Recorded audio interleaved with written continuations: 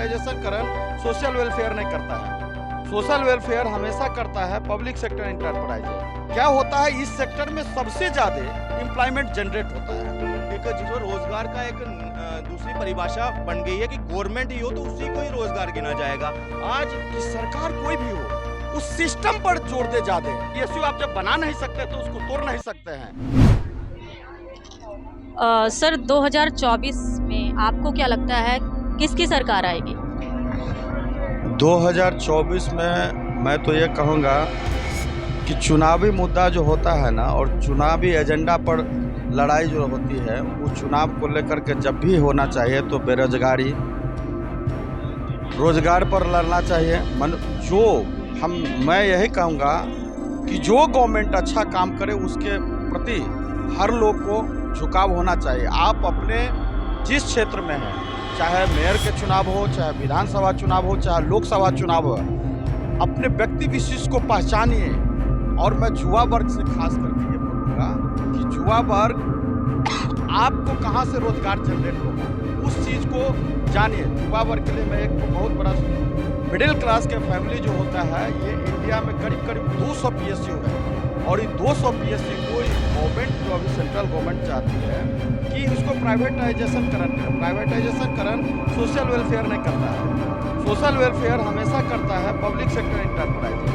तो इस परिस्थिति में युवा वर्ग को, जो मिडिल क्लास फैमिली होता है, उसको सबसे ज़्यादा नौकरी मिलता है वो पब्लिक सेक्टर में ही मिलता है। चाहे वो जिस भी मिनिस्ट्री के अंदर, हेवी मिनिस्ट्री के अंतर्गत हो, स्टील मिनिस्टर के अंतर्गत हो, रेलवे मिनिस्ट्री के अंतर्गत हो, कोल मिनिस्ट्री के अंतर्गत हो, तो ये सब जितना कोल इंडिया हो, भेल हो, हेवी इंजीनियरिंग कॉरपोरेशन हो, NTPC हो, तो ये सब यदि बंद हो जाएगी तो जो मिडिल क्लास का लोग है उसको नौकरी नहीं मिलेगा। क्या होता है, इस सेक्टर में सबसे ज़्यादा एम्प्लॉयमेंट जनरेट होता है। पहले होता था क्या, आज आपको मैं बता देता हूँ, 2013 से पहले जितने भी इंजीनियरिंग करके लोग, इंजीनियरिंग का क्रेज, पहले इंजीनियर और डॉक्टर का क्रेज हुआ करता था, तो इंजीनियरिंग करके आता था तो पब्लिक सेक्टर में वो एग्जाम देता था, 300 400 वैकेंसी, 1000 वैकेंसी निकलती थी, गेट के एग्जाम के थ्रू निकलता था। वो क्या करता था, एम्प्लॉयमेंट क्या, आप गांव क्षेत्र में जो है बच्चे इंजीनियरिंग करके आते हैं, किसी तरीके से इंजीनियरिंग कर लेते हैं और उसकी नौकरी जो होता है ना 20,000 25,000 पर, अभी 5,000 6,000 पर। पहले क्या होता था, डायरेक्ट 50,000 लाख रुपया उसकी नौकरी मिलता था, वो कर लेते थे। उससे क्या होता है ना, उसकी पीढ़ी दर पीढ़ी सुधार होना। अभी क्या हो गया है, पब्लिक सेक्टर को सीधे गवर्नमेंट का जो नीति हो गया है कि इसको बंद कर देना है। आप बंद करना सॉल्यूशन नहीं है। निजीकरण करना, बंद करना क्या होता है क्या? आप गवर्नमेंट जितने PSUs हैं, इनकी अगर डेफिनेशन अगर समझेंगे, वो क्या है, नॉन गवर्नमेंट ऑर्गेनाइजेशन है, सेमी गवर्नमेंट जिसको कह सकते हैं। विकल्प डायरेक्ट सरकार नहीं है, सरकार और पब्लिक के बीच में बीच का पूंजीवादी तरह से समझ, पूंजीवादी नहीं, वो एक एजेंसी है। मतलब सरकार से अगर एक या तो एक कंपनी काम ले रही है और एक PSU बना दिया उसके लिए कि वो काम करवाएगी अलग सेक्टर में, जैसे इन्हीं PSU का कई बार इससे पहले मिसयूज हो रहा था। आपको क्या सैलरी आपको पूरी मिल रही है, 70 80 हज़ार एक एम्प्लॉय सैलरी ले रहा है, मगर आम आदमी ही वहाँ कंप्लेन करता था कि वहाँ रेलवे जब टिकट काउंटर पे जाते हैं वहाँ कोई मिलता नहीं है, 1 घंटा 2 घंटे वेट करना पड़ता था। खाने का पूछा जाता था, कभी कॉकरोच निकल रहा है, कभी कुछ निकल रहा है। जब वहाँ प्राइवेटाइज किया गया, आज वो आपको सहूलत मिल रही है। आप एग्जाम्पल के तौर पे समझिए कि एक SBI की आप मीम्स सुनते हैं कि 1 बजे 1:30 बजे के बाद उनका लंच शुरू हो जाता है, 3 बजे तक चलता है। सुनते हैं क्योंकि उनको पता, डर ही नहीं है, क्योंकि हम गवर्नमेंट में बैठे हैं, हमें कोई ला सकता नहीं है। मगर वही चीज़ अगर प्राइवेट, अगर ICICI बैंक या HDFC की बात करेंगे, वहाँ आपके घर तक आपको सर्विस मिलेगी। और ठीक है, आप माफ़ी चाहता हूँ, मैं माफ़ी चाहती हूँ, बीच में आपको रोक रही हूँ। आपने SBI मीम्स की बात करी, उसमें ये भी आजकल मीम्स चल रहे हैं कि सबसे पहले उनको तहजीब सिखाई है SBI के जो वर्कर होते हैं, क्योंकि उनको पता है वो सरकारी हैं और काम भी नहीं करते। ये सब चीज़ें भी सामने आती हैं। वही तो चीज़, उसी चीज़ से निपटने के लिए अगर हमें वो प्राइवेट चीज़ों में वो हमें आम आदमी को वो फैसिलिटी मिल रही है, उसमें दिक्कत किया। और गवर्नमेंट के ऊपर वो खर्चा जो गवर्नमेंट कर रही है ना, 70 हज़ार देने के बाद भी गवर्नमेंट को उसका आधा हिस्सा ही वो काम करके दे रहे हैं। तो उससे अगर वो फुल, अगर निजीकरण कर उनको दे रहा है, क्या वो हायर नहीं कर रहे? क्या प्राइवेट वाले हायर ही नहीं कर रहे? बात ये है कि एक गवर्नमेंट नौकरी का एक जिसको रोजगार का एक दूसरी परिभाषा बन गई है कि गवर्नमेंट ही हो तो उसी को ही रोजगार गिना जाएगा। आज लाखों करोड़ों का सिर्फ इंफ्रास्ट्रक्चर डेवलपमेंट हो रहे हैं पूरे देश में। 1 लाख करोड़ तो सिर्फ जम्मू कश्मीर में ऑन संसद में बोला कि 1 लाख करोड़, तो वो क्या सिर्फ मशीनें कर रही हैं क्या वहाँ मैन पावर नहीं यूज हो रही? क्या रोजगार नहीं निकल रहे हैं? मगर वो गिनेंगे नहीं जी, गवर्नमेंट नौकरी हो तभी। क्या वहाँ इंजीनियर काम नहीं कर रहे? विदाउट इंजीनियर क्या रोड बन सकता है? मैं इनको जवाब देता हूँ मैडम। इनको पहले पता नहीं है कि प्राइवेट सेक्टर और पब्लिक सेक्टर में इनको डिफरेंस नहीं मालूम है।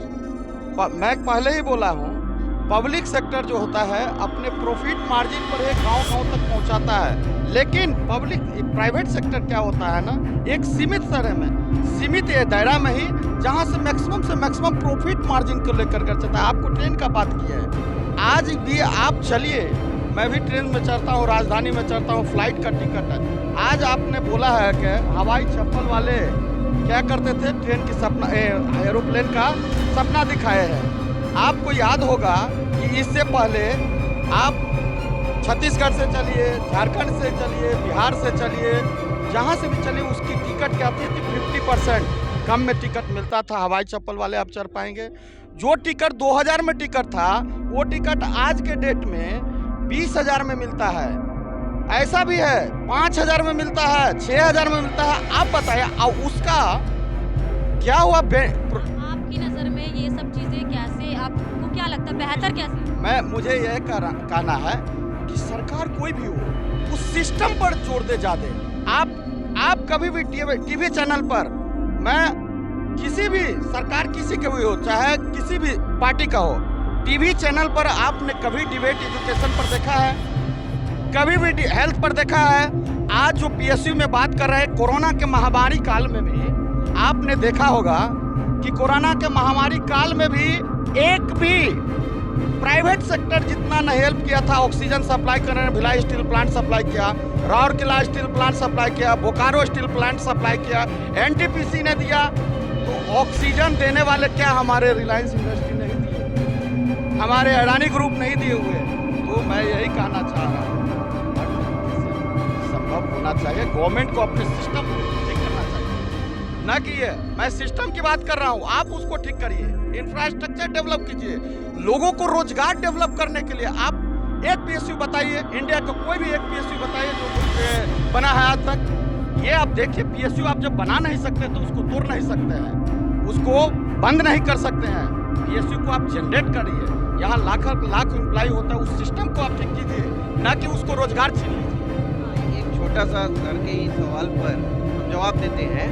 सर ने जैसे बोला कि एसबीआई हो चाहे कोई बैंक हो, उसके सिस्टम पर सवाल उठाया और बोला कि प्राइवेट वाले जो आए रेलवे, उन्होंने मीम्स की बात करी, काफ़ी हद तक वो सही भी है। प्राइवेट का सिस्टम कैसा है और पब्लिक सेक्टर का कैसा है।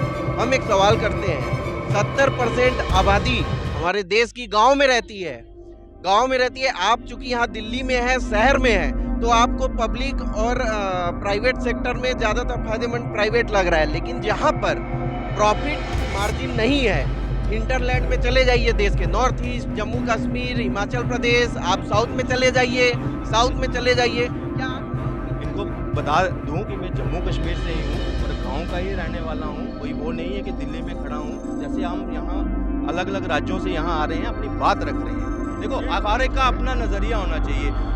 हम एज ए यूथ मैं ये देखता हूँ कि अगर हम कोई आदमी इन्वेस्ट कर रहा है किसी चीज़ के ऊपर, मैं टिकट खरीद रहा हूँ कहीं पे और उसके बाद भी मुझे अगर सहूलत नहीं मिल रही है, गवर्नमेंट आज तवज्जो दे रही है कि आम आदमी को वो हर एक सुविधा अगर वो खर्च कर रहा है, अगर वो 100 रुपये का ही चीज बोला जा रहा है सर, वही चीज बोला जा रहा है कि क्या आप किसी दूर दराज क्षेत्र में प्राइवेट सेक्टर से उम्मीद कर सकते हैं कि आपको वहाँ पर सेवा देगा? रेलवेज में ही आप बात की है कि टिकट यहाँ पर अगर प्राइवेट को दे दिया, आप लाइन में नहीं लगना है या जो भी है, आप उसको उम्मीद कर सकते हैं कि वो देश आपके हिसाब दे सकता है? मैं इनका जवाब, आधार कार्ड बनने वाले थे ना, एक तरफ घोषणा होती थी, घोषणा हो जाती थी कि भाई ये इनकम सर्टिफिकेट बनाना है फलाना, तो आम आदमी क्या था, भागता था, कभी एक ऑफिस जाता था, चक्कर लगा जाता था। जब वही चीज़ CSC सेंटर्स को, खिदमत सेंटर्स को जब मिलने लगी, तो लोग जो है कैंप लगने लगे गांव-गांव में जाकर। आज आधार कार्ड बन रहा है ना सबका, सहूलतें बन रही है ना, पहले डॉक्यूमेंट्स तक नहीं बन पाते थे आम लोगों के। सुनिए मैडम क्या बोल रहा हूँ, देखिए सुनिए, मैं बस ये चाहती हूँ कि जैसे सबने अपनी अपनी सुनिए मेरी बात तो। हाँ, सॉल्यूशन बताइए, उस पर वीडियो खत्म। गवर्नमेंट प्राइवेट कर रहे हैं, प्राइवेट करने से बेहतर उसका एडमिनिस्ट्रेशन इतना स्ट्रांग करिए so that it can compete with private. जो आप प्राइवेट में जो फैसिलिटी मिले, why not PSU and other government organisation provide same service to other as par with private. So PSU and other government organization provide same service to other as per with private. So that government should take responsibility and properly manage the resource of PSU and how the resource will be properly provide service to needy people, so that it can be possible only government management. There is no problem. मतलब private हो government हो, सब service government भी efficient लड़का लोग है, efficient engineer है, efficient सब कुछ एफिशिएंट है। तो ओनली वहाँ मैनेजमेंट वीक है। मैनेजमेंट स्ट्रांग करिए, गवर्नमेंट को बोलिए मैनेजमेंट स्ट्रांग करेगा तो जो भी प्राइवेट में काम करे सेम पैटर्न में करेगा। आज बोल रहे वही बैंक बोल रहे 95 से पहले बैंक का सर्विस क्या था, कुछ नहीं था। बैंक कंपेयर करिए, एक चेक एनकैश करने के लिए 7 to 8 डेज लग रहा था। तो आज के दिन में वही प्राइवेट गवर्नमेंट मतलब PSU जो बैंक है, आज जाइए तुरंत चेक मिल जाएगा, एनकैश हो जाएगा, ATM फैसिलिटी दे दिया। क्यों हुआ? उसका एडमिनिस्ट्रेशन स्ट्रांग हुआ। सेम PSU को एडमिनिस्ट्रेशन स्ट्रांग करिए, रिजल्ट देखिए, रिजल्ट विदिन पर्टिकुलर टाइम में आउटपुट बहुत अच्छा निकल जाएगा। गवर्नमेंट का है, वही उसको करना पड़ेगा।